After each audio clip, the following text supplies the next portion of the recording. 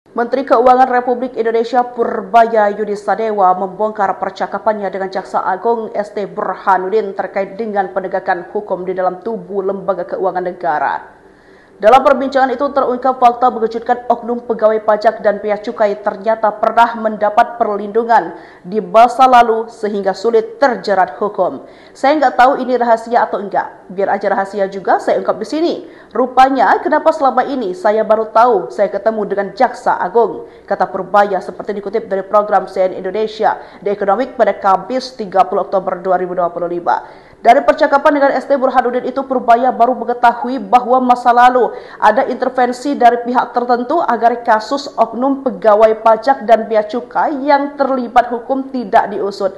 Rupanya sebelumnya dilindungi. Jadi kalau ada seperti itu, ada intervensi dari atas supaya jangan diganggu karena akan mengganggu stabilitas pendapatan nasional.